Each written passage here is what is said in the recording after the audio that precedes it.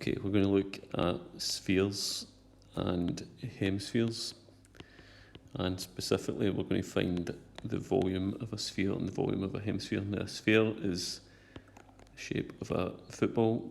Now we're going to find its volume, and the volume is the amount of space that's inside it. Okay, so let's start with this one and say that there's 5 centimetres. Okay, the volume of a sphere is given by the formula 4/3 pi r cubed.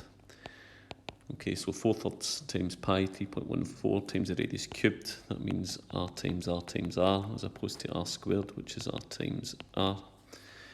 Okay, so you'll either use a scientific calculator or the basic calculator for it. Now we can see with this one, example 1, the radius is 5. So second line then would be 4/3 times pi, or 3.14 if you don't have a scientific calculator, multiplied by 5 cubed.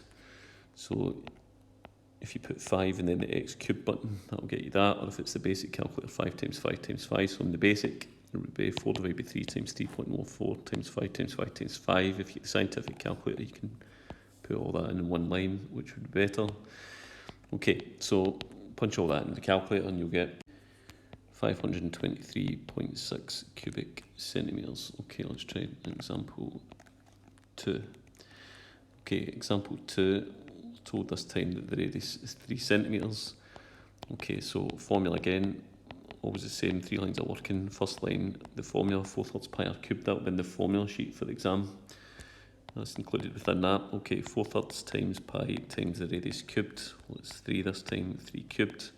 So 4 divided by 3 times 3.14 times 3 times 3 times 3, or if you've got a scientific calculator, you put it all in one go. Okay, and that'll give me 113.1 cubic centimetres. Okay, example 3. Okay, example 3, sphere again, 4/3 pi r cubed. Just be careful this time because I haven't given you the diameter, I haven't given you the radius rather, I've given you the diameter. So what you'll need to do is half that down the middle to get the radius. So the radius obviously then would be 6 centimetres. Okay, second line then, 4/3 times pi times 6 cubed. Punch that into the calculator and you'll get 904.8 cubic centimetres. Okay, example 3. Example 3, this time we've got this shape. Okay, now you can see this time that's half a sphere. That's cereal bowl shape, that's not a full sphere, that's half a sphere, or we'll call that a hemisphere.